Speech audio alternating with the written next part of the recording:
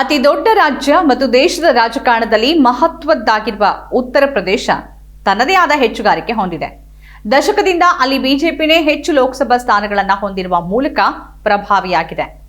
ಈ ಬಾರಿಯ ಲೋಕಸಭೆ ಚುನಾವಣೆಯಲ್ಲಿ ರಾಮ ಮಂದಿರ ನಿರ್ಮಾಣದ ಸಂಪೂರ್ಣ ಲಾಭವನ್ನು ಬಿಜೆಪಿ ಪಡೆಯುತ್ತೆ ಅನ್ನೋದರಲ್ಲಿ ಯಾವುದೇ ಅನುಮಾನ ಇಲ್ಲ. ಹೀಗಿರುವಾಗ ಉತ್ತರ ಪ್ರದೇಶದಲ್ಲಿ ಮತ್ತೆ ನೆಲೆಗಾಗಿ ಪ್ರಯತ್ನ ಮಾಡ್ತಾ ಇರುವ ಕಾಂಗ್ರೆಸ್, ಪ್ರಾದೇಶಿಕ ಪಕ್ಷಗಳಾಗಿಯೂ ಮಂಕಾಗಿರುವ ಬಿಎಸ್ಪಿ ಮತ್ತು ಎಸ್ಪಿ ಮುಂದಿರುವ ಸವಾಲುಗಳೇನು? ಇಂಡಿಯಾ ಮೈತ್ರಿಕೂಟದ ಆಟ ಇಲ್ಲಿ ನಡೆಯುತ್ತ ನೋಡೋಣ. ನಮಸ್ಕಾರ, ಇದು ಲೋಕಸಮರಕ್ಕೆ ಮುನ್ನುಡಿ ವಿಶೇಷ ಕಾರ್ಯಕ್ರಮ ಸರಣಿ.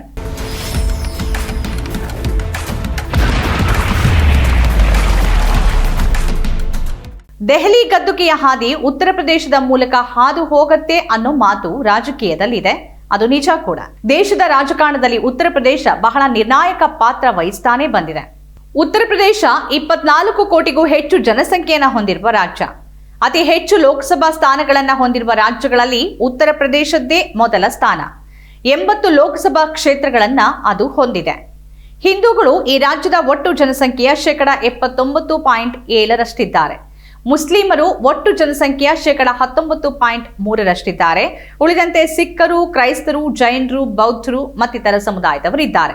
ಉತ್ತರ ಪ್ರದೇಶದ ರಾಜಧಾನಿ ಲಕ್ನೋ, ವಾಣಿಜ್ಯ ಮತ್ತು ಔದ್ಯೋಗಿಕ ರಾಜಧಾನಿ ಕಾನ್ಪುರ್, ವಾರಣಾಸಿ ಹಾಗೂ ಆಗ್ರಾದಂತಹ ಅನೇಕ ಐತಿಹಾಸಿಕ ನಗರಗಳು ಕೂಡ ಇಲ್ಲಿವೆ. ಅಯೋಧ್ಯೆ ಕೂಡ ಪ್ರಮುಖ ನಗರ. ಅತಿ ಹೆಚ್ಚು ಪ್ರಧಾನಿಗಳನ್ನ ದೇಶಕ್ಕೆ ಕೊಟ್ಟ ರಾಜ್ಯ ಕೂಡ ಇದೇ ಆಗಿದೆ. ಜವಾಹರ್ಲಾಲ್ ನೆಹರು, ಲಾಲ್ ಬಹದ್ದೂರ್ ಶಾಸ್ತ್ರಿ, ಇಂದಿರಾ ಗಾಂಧಿ, ರಾಜೀವ್ ಗಾಂಧಿ, ಚೌಧರಿ ಚರಣ್ ಸಿಂಗ್, ವಿಶ್ವನಾಥ್ ಪ್ರತಾಪ್ ಸಿಂಗ್, ಚಂದ್ರಶೇಖರ್ ಅವರು ಇಲ್ಲಿಂದ ಪ್ರಧಾನಿಗಳಾದವರು. ಅಟಲ್ ಬಿಹಾರಿ ವಾಜಪೇಯಿ ಅವರು ಗ್ವಾಲಿಯರ್ನಲ್ಲಿ ಜನಿಸಿದ್ರು ಕೂಡ ಉತ್ತರ ಪ್ರದೇಶದಲ್ಲಿನ ಚುನಾವಣಾ ಕ್ಷೇತ್ರವನ್ನ ಪ್ರತಿನಿಧಿಸಿದ್ರು. ಹಾಗೇನೆ ಈಗಿನ ಪ್ರಧಾನಿ ನರೇಂದ್ರ ಮೋದಿ ಅವರು ಕೂಡ ಉತ್ತರ ಪ್ರದೇಶದ ವಾರಣಾಸಿ ಕ್ಷೇತ್ರವನ್ನ ಪ್ರತಿನಿಧಿಸ್ತಾರೆ. ಕಳೆದ ಲೋಕಸಭೆ ಚುನಾವಣೆಯಲ್ಲಿನ ಫಲಿತಾಂಶದ ಹಿನ್ನೆಲೆಯಲ್ಲಿ ಹೆಸರಿಸಬಹುದಾದ ಪ್ರಮುಖ ನಾಯಕರು ಅಂತಂದ್ರೆ ನರೇಂದ್ರ ಮೋದಿ, ಸೋನಿಯಾ ಗಾಂಧಿ, ಸ್ಮೃತಿ ಇರಾನಿ, ಅಖಿಲೇಶ್ ಯಾದವ್, ರಾಜನಾಥ್ ಸಿಂಗ್, ಮೊಹಮ್ಮದ್ ಅಜಂ ಖಾನ್, ಮನೇಕಾ ಗಾಂಧಿ, ವರುಣ್ ಗಾಂಧಿ, ಸ್ವಾಮಿ ಸಾಕ್ಷಿ ಮಹಾರಾಜ್. ಇವರ ಹೊರತಾಗಿನೂ ಹಲವು ನಾಯಕರು ಮುಂದಿನ ಲೋಕಸಭೆ ಚುನಾವಣೆಯಲ್ಲಿ ಪಾತ್ರವನ್ನ ನಿರ್ವಹಿಸಲಿದ್ದಾರೆ, ಪ್ರಭಾವ ಬೀರಲಿದ್ದಾರೆ. ಒಂದು ಕಾಲದಲ್ಲಿ ಜನತಾ ಪಕ್ಷದ ನೆಲೆಯಾಗಿದ್ದ ಉತ್ತರ ಪ್ರದೇಶ ಲೋಕಸಭಾ ರಾಜಕೀಯ 1980ರ ಚುನಾವಣೆಯ ನಂತರ ಕಾಂಗ್ರೆಸ್ ಹಿಡಿತಕ್ಕೆ ಬಂತು. ಒಂದು ದಶಕದ ಬಳಿಕ ಜನತಾದಳ ಇಲ್ಲಿ ಮೆರೀತು. 1989ರ ಚುನಾವಣೆಯಲ್ಲಿ 8 ಕ್ಷೇತ್ರಗಳನ್ನ ಗೆಲ್ಲೋದ್ರೊಂದಿಗೆ ಇಲ್ಲಿ ರಂಗ ಪ್ರವೇಶ ಮಾಡಿದ್ದ ಬಿಜೆಪಿ ಮುಂದಿನ ಅಂದ್ರೆ 1991ರ ಚುನಾವಣೆಯಲ್ಲಿ ಇದ್ದಕ್ಕಿದ್ದಂತೆ 51 ಸ್ಥಾನಗಳನ್ನ ಪಡೆದು ಜನತಾದಳವನ್ನ ಬದಿಗೆ ಸರಿಸಿತ್ತು. ಮುಂದಿನ ಚುನಾವಣೆಯಲ್ಲಿ ಅಂದ್ರೆ 1996ರ ಚುನಾವಣೆಯಲ್ಲಿ ಮತ್ತೂ ಒಂದು ಸ್ಥಾನವನ್ನ ಹೆಚ್ಚು ಗಳಿಸಿ ಪ್ರಾಬಲ್ಯ ಉಳಿಸ್ಕೊಳ್ತು.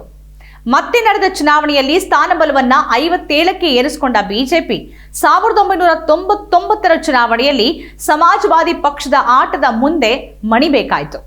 ಅನಂತರ 15 ವರ್ಷಗಳ ಕಾಲ ಅಸ್ತಿತ್ವಕ್ಕಾಗಿ ಪರದಾಡಿದ ಬಿಜೆಪಿ 2014ರ ಚುನಾವಣೆಯಲ್ಲಿ ಒಟ್ಟು 80 ಲೋಕಸಭಾ ಸ್ಥಾನಗಳಲ್ಲಿ 71 ಸ್ಥಾನಗಳನ್ನ ಗೆದ್ದು ಬೀಗ್ತು.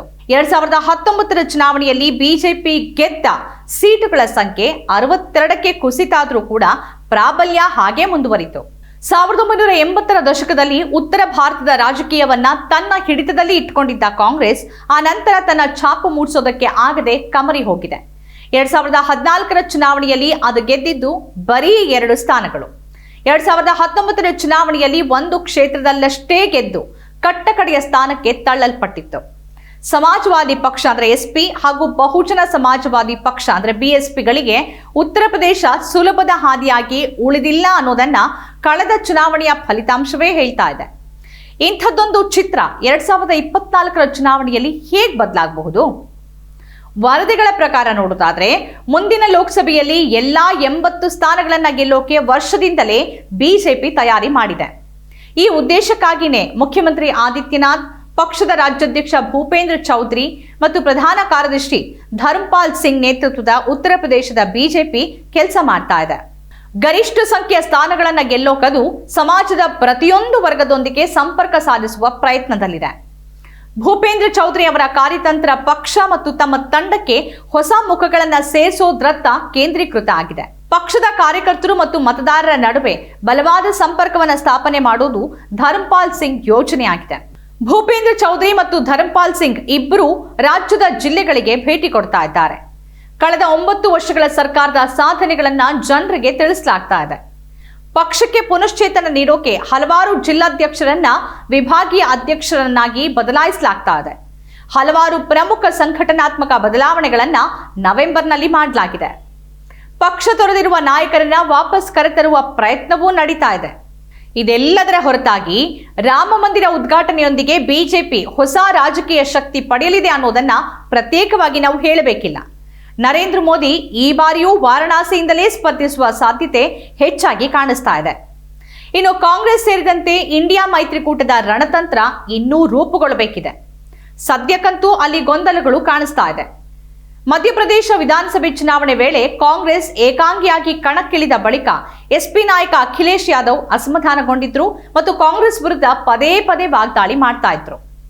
ಆ ಹೊತ್ತಲ್ಲೇ ಕಾಂಗ್ರೆಸ್ ಕೂಡ ಲೋಕಸಭೆ ಚುನಾವಣೆಗೆ ಉತ್ತರ ಪ್ರದೇಶದಲ್ಲಿ ಏಕಾಂಗಿಯಾಗಿ ಸ್ಪರ್ಧೆ ಮಾಡುವುದಾಗಿ ಹೇಳಿರೋದು ವರದಿಯಾಗಿತ್ತು.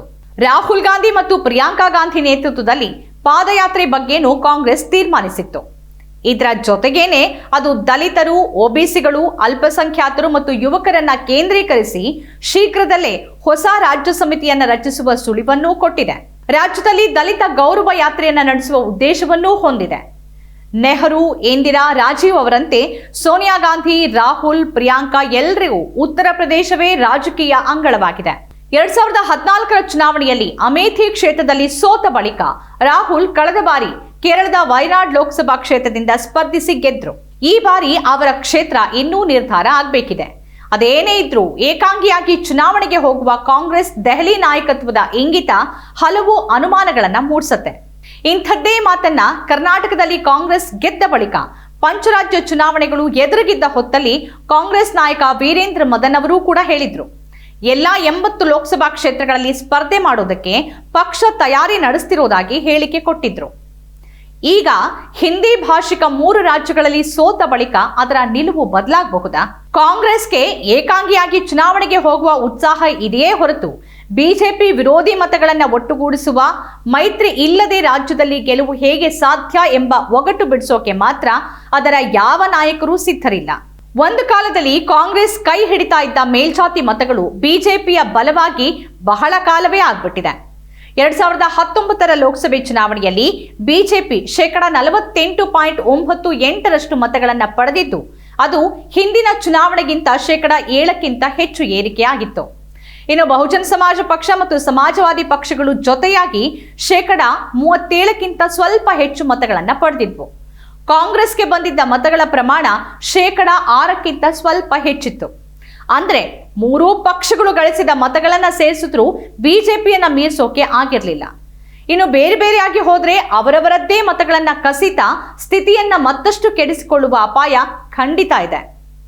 ವಿಶ್ಲೇಷಕರ ಪ್ರಕಾರ ಉತ್ತರ ಪ್ರದೇಶದಲ್ಲಿ ಕಾಂಗ್ರೆಸ್ಗೆ ತೊಡಕಾಗಬಹುದಾದ ಹಲವು ಸಂಗತಿಗಳಿವೆ. ಅಂಥದ್ರಲ್ಲಿ ಒಂದು ಸಂಗತಿ ಏನು ಅಂತಂದ್ರೆ ಸಮರ್ಥ ಅಭ್ಯರ್ಥಿಗಳ ಕೊರತೆ. ಇದರ ಹೊರತಾಗಿನೂ ತಾನು ಬಿಜೆಪಿಯನ್ನ ಎದುರಿಸಬಲ್ಲ ಏಕೈಕ ರಾಷ್ಟ್ರೀಯ ಪಕ್ಷ ಅಂತ ಕಾಂಗ್ರೆಸ್ ಹೇಳ್ಕೊಳ್ತಾ ಇದ್ರೆ ಎಸ್ಪಿ ಪ್ರಾದೇಶಿಕ ಪಕ್ಷವಾಗಿ ತಾನು ಬಲಿಷ್ಠವಾಗಿದ್ದು ಕಾಂಗ್ರೆಸ್ ಇದನ್ನ ಅರ್ಥ ಮಾಡ್ಕೊಳ್ಬೇಕಿದೆ ಅಂತ ಹೇಳ್ತಾ ಇದೆ. ಇದೆಲ್ಲದರ ಮಧ್ಯೆ ಬಿಎಸ್ಪಿಯದ್ದೇ ಬೇರೆ ದಾರಿ ಅನ್ನೋದು ಮತ್ತೊಂದು ತೊಡಕು. ಇಂತಹ ವಿಷಮ ಸ್ಥಿತಿಯಲ್ಲಿ ಬಿಜೆಪಿಯನ್ನ ಎದುರಿಸಬಲ್ಲ ಬಲ ರೂಪುಗೊಳ್ಳೋದಾದ್ರೂ ಹೇಗೆ? ಸಾಫ್ಟ್ ಹಿಂದುತ್ವವನ್ನ ಅವಲಂಬಿಸುವ ಮೂಲಕ ಗೆಲುವಿನ ತಂತ್ರ ರೂಪಿಸ್ತಾ ಇರುವ ಕಾಂಗ್ರೆಸ್ ನಿಜವಾಗಿಯೂ ಬಿಜೆಪಿಗೆ ಪ್ರಬಲ ಎದುರಾಳಿ ಆಗುತ್ತಾ? ಇಂಡಿಯಾ ಮೈತ್ರಿಕೂಟದ ತೀರ್ಮಾನಗಳು ಏನಿರಬಹುದು ಮತ್ತು ಅದು ಚುನಾವಣಾ ಕಣದ ಒಟ್ಟಾರೆ ಚಿತ್ರವನ್ನ ಹೇಗೆ ರೂಪಿಸಬಹುದು? ರಾಹುಲ್ ಗಾಂಧಿಯವರ ಭಾರತ್ ಜೋಡೋ ಯಾತ್ರೆಯ ಫಲಿತಾಂಶಗಳು ಹಿಂದಿ ಭಾಷಿಕ ರಾಜ್ಯಗಳಲ್ಲಿ ಕಾಣಿಸಿದಂತಿಲ್ಲ ಅನ್ನೋ ಸೂಚನೆಯನ್ನ ಕೊಟ್ಟಿರುವ ಪಂಚರಾಜ್ಯ ಫಲಿತಾಂಶಗಳು ಲೋಕಸಭೆ ಚುನಾವಣೆಯಲ್ಲಿನ ಸಾಧ್ಯತೆಯನ್ನ ಹೇಳ್ತಾ ಇದೆಯಾ? ಇವೆಲ್ಲವೂ ಸದ್ಯಕ್ಕಿರೋ ಪ್ರಶ್ನೆಗಳು. ಇನ್ನು ಉತ್ತರಾಖಂಡ್ ರಾಜ್ಯದ ಬಗ್ಗೆ ಮಾತನಾಡೋದಾದ್ರೆ ಈ ರಾಜ್ಯದಲ್ಲಿ 10 ಲಕ್ಷಕ್ಕಿಂತ ಹೆಚ್ಚಿನ ಜನಸಂಖ್ಯೆ ಇದೆ. ಇಲ್ಲೂ ಕೂಡ ಹಿಂದೂಗಳೇ ಹೆಚ್ಚಿನ ಸಂಖ್ಯೆಯಲ್ಲಿದ್ದಾರೆ. ನಂತರ ಮುಸ್ಲಿಮರು ಬರ್ತಾರೆ. ಈ ರಾಜ್ಯದಲ್ಲಿರುವ ಒಟ್ಟು ಲೋಕಸಭಾ ಸ್ಥಾನಗಳು 5. 2014 ಮತ್ತು 2019ರ ಚುನಾವಣೆಯಲ್ಲಿ ಎಲ್ಲಾ 5 ಕ್ಷೇತ್ರಗಳನ್ನು ಬಿಜೆಪಿಯೇ ಗೆದ್ದಿತ್ತು. ಕಾಂಗ್ರೆಸ್ ಮತ್ತು ಬಿಎಸ್ಪಿ ಇಲ್ಲಿ ನೆಲೆ ಕಂಡುಕೊಳ್ಳೋಕೇನೆ ಆಗಿಲ್ಲ. ಈ ಬಾರಿಯೂ ತನ್ನ ಅದೇ ಗೆಲುವನ್ನ ಮತ್ತೆ ಪುನರಾವರ್ತನೆ ಮಾಡೋಕೆ ಬಿಜೆಪಿ ಸಜ್ಜಾಗಿದೆ. ಆದರೆ ಮುಖ್ಯ ಎದುರಾಳಿ ಆಗಬೇಕಾಗಿದ್ದ ಪ್ರತಿಪಕ್ಷ ಕಾಂಗ್ರೆಸ್ ಸ್ಥಿತಿ ಮಾತ್ರ ಅಸ್ತವ್ಯಸ್ತವಾಗಿದೆ.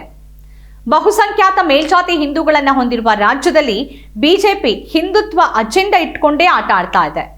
ಸಂಘ ಪರಿವಾರದ್ದೇ ಇಲ್ಲಿ ಪ್ರಾಬಲ್ಯ. ಹೀಗಿರುವಾಗ ರಾಜ್ಯ ಕಾಂಗ್ರೆಸ್ನ ಬಣ ರಾಜಕೀಯ ಪಕ್ಷವನ್ನ ಮತ್ತಷ್ಟು ದುರ್ಬಲ ಮಾಡಿದೆ. ಈ ನಡುವೆ ರಾಜ್ಯದಲ್ಲಿ ರಾಹುಲ್ ಗಾಂಧಿ ಯಾತ್ರೆಯನ್ನ ನಡೆಸೋಕೆ ಉದ್ದೇಶಿಸಿದ್ದು ಅದು ಫಲ ಕೊಡ್ಲಿದೆಯಾ ಅನ್ನೋದನ್ನ ಮಾತ್ರ ಕಾದ್ ನೋಡ್ಬೇಕಿದೆ. ಇದು ಈಗಿನ ವಿಶೇಷ ಕಾರ್ಯಕ್ರಮ. ಈ ರೀತಿಯ ಬೇರೆ ಬೇರೆ ವಿಶೇಷ ಕಾರ್ಯಕ್ರಮಗಳನ್ನ ತಾವು ನೋಡ್ಬೇಕಾದ್ರೆ ನಮ್ಮ ಚಾನೆಲ್ ಅನ್ನ ಸಬ್ಸ್ಕ್ರೈಬ್ ಮಾಡಿ. ನಮಸ್ಕಾರ.